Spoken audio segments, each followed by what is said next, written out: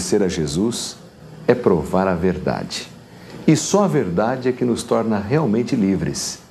Pelo fato de que existem tantas religiões, muitos perguntam: onde está a verdade? Descobrir a verdade no que respeita a Deus é coisa vital para o homem, pois é somente praticando a verdade que podemos alcançar o bem da vida eterna. Pelo fato de que existem tantas religiões, ramificações da religião cristã, religiões não cristãs, muitos perguntam onde está a verdade. Você acha que existe uma única religião que seja verdadeira? Toda religião é verdadeira, desde que interpretada da forma correta. Não, para mim é tudo charlatismo. Os sociólogos dizem que no mundo existem 9 grandes religiões. O cristianismo é uma delas. Agora, só dentro do cristianismo há pelo menos 1500 igrejas. Qual delas é a verdadeira igreja? Esse é um problema. Vejamos, as igrejas são iguais porque todas conduzem a Jesus? É isto verdade? Muito cuidado, porque o sábio Salomão em Provérbios 14:12 disse: há caminho que ao homem parece direito, mas seu fim é a morte. Então, não basta só ter boa intenção e querer seguir a Jesus, porque se eu estou seguindo a Jesus pelo caminho que a mim me parece direito, posso chegar e descobrir que o fim é a morte. Descobrir a verdade no que respeita a Deus é coisa vital para o homem, pois é somente praticando a verdade que podemos alcançar o bem da vida eterna. Muitos são como este jovem, seguem uma religião de olhos vendados, sem saber por que fazem as coisas que fazem, sem saber qual o seu destino. O espírito humano não tem paz enquanto não é satisfeito o seu supremo anseio, e o supremo anseio de toda pessoa é a salvação. Que diz a Bíblia? O Senhor Jesus Cristo ensinou que devemos examinar o Santo Livro. As Escrituras são revelação de Deus e segura fonte da verdade. Necessitamos estudar as Escrituras para conhecer a verdade. E necessitamos praticar os seus ensinos. Nada vale dizermos que cremos em Cristo se não fazemos a sua vontade. São dele as palavras: nem todo o que me diz Senhor, Senhor entrará no reino dos céus, mas aquele que faz a vontade de meu Pai que está nos céus. São Mateus 7:21.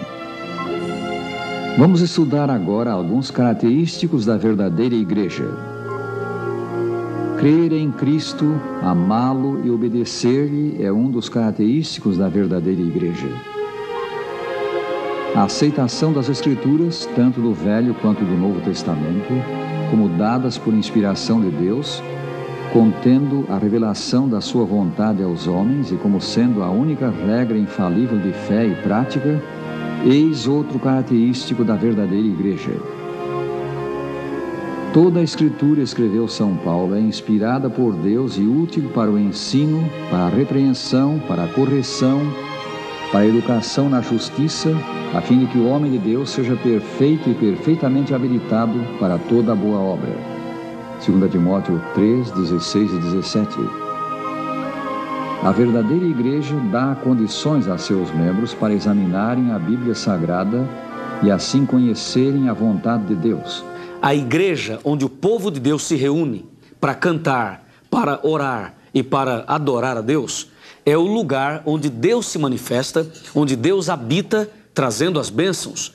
O fato de frequentar uma igreja, um templo, não substitui a comunhão pessoal com Deus em casa. Mas a comunhão com Deus em casa também não substitui a frequência aos cultos na igreja. Ir à igreja é ir ao encontro de Deus. Estar no templo, cantando, louvando a Deus, frequentando a casa do Senhor, é o momento mais incrível da história do homem. É o momento em que você se sente realmente na presença do Deus Criador dos céus e da terra. Jesus estabeleceu a sua igreja neste mundo exatamente para atender a necessidade dos seus seguidores de viverem numa sociedade. E tem mais uma coisa: você vai para o céu, meu amigo, não é para você viver sozinho lá não, você vai viver em família no céu. Em família. Então, se você não procurar aprender aqui como viver na família de Deus, como é que você vai estar preparado para viver na família de Deus lá no céu, quando Jesus voltar? Então, daí a importância da igreja. Jesus tem a sua igreja e Jesus convida o seu seguidor a pertencer à sua igreja, para pertencer à sua sociedade e se preparar assim para viver na grande igreja universal, naquele dia quando Jesus voltar, a igreja de todo o universo. A igreja verdadeira é comparada a uma mulher formosa. No livro de Apocalipse, a igreja é apresentada sob o símbolo de uma mulher vestida do sol, com a lua debaixo dos pés e uma coroa de 12 estrelas sobre a cabeça. A igreja é também chamada coluna e baluarte da verdade. São do apóstolo São Paulo também as palavras: para que, se eu tardar, fique ciente de como se deve proceder na casa de Deus, que é a igreja do Deus vivo, coluna e baluarte da verdade. 1 Timóteo 3,15. Deus tem na sua igreja os autênticos representantes da verdade para esse tempo, que estão proclamando a última mensagem de advertência à humanidade e fazendo o último convite para a salvação. Tendo em vista capacitar-nos para fazer uma identificação segura, Jesus adverte: pelos seus frutos os conhecereis. São Mateus 7,16. No reino espiritual acontece o mesmo que no reino vegetal. Assim como a árvore é conhecida pelos frutos que dá, também a igreja verdadeira é identificada por aquilo que são os seus membros e pelos frutos que eles dão, isto é, pelas obras que praticam. Dos membros da Igreja de Cristo na terra, a Escritura diz: aqui está a perseverança dos santos, os que guardam os mandamentos de Deus e a fé de Jesus. Apocalipse 14, versículo 12. Esta declaração é significativa porque caracteriza a verdadeira igreja. Muitas organizações religiosas denominadas cristãs pretendem ser a Igreja de Cristo, mas não preenchem estas duas condições: fé em Jesus e a observância dos 10 mandamentos. Então, a verdadeira igreja de Deus nesta terra tem duas características básicas: guarda os mandamentos de Deus e segue a Jesus, tem a fé de Jesus. Muito cuidado com depositar sua confiança nos mandamentos, esquecendo Jesus. Mas também muito cuidado com pensar que é Jesus que salva e os mandamentos não têm nenhum valor. Porque a verdadeira igreja de Deus para nossos dias guarda os mandamentos de Deus e tem a fé de Jesus. Os filhos de Deus produzem frutos de obediência, observam os mandamentos de Deus, não para que sejam salvos, mas como demonstração de que foram salvos pela sua fé em Cristo. A obediência é o resultado da salvação que Cristo dá sobre a base da fé. Os membros da verdadeira igreja abstêm-se do mundanismo, pois acreditam que as práticas e princípios do mundo são contrários à vontade de Deus e creem que quem ama o mundo não tem o amor do Pai. A verdadeira igreja leva ao mundo, nesses dias finais da história, a última mensagem de Deus para o homem. A pregação dessa mensagem, de que lemos em Apocalipse 14, é simbolizada por 3 anjos voando pelo meio do céu. Essa mensagem final, chamando os pecadores ao arrependimento, prepara um povo para encontrar-se com Jesus em sua próxima vinda à terra. A nota tônica da mensagem é a breve volta de Jesus ao mundo. Cristo chama seu povo a sair das falsas igrejas, das igrejas que adotaram ensinos dos homens. As Escrituras chamam essas igrejas Babilônia. Ouvi, é São João que fala, outra voz do céu dizendo: retirai-vos dela, povo meu, para não serdes cúmplices em seus pecados e para não participardes dos seus flagelos. Apocalipse 18, versículo 4. O chamado é de Jesus: retirai-vos dela, povo meu. Atenderemos o Salvador. A igreja é a fortaleza de Deus, sua cidade de refúgio que ele mantém num mundo revoltado. Na Bíblia, em lugar nenhum, nos diz que nós, por pertencermos à igreja de Deus, não teremos problema.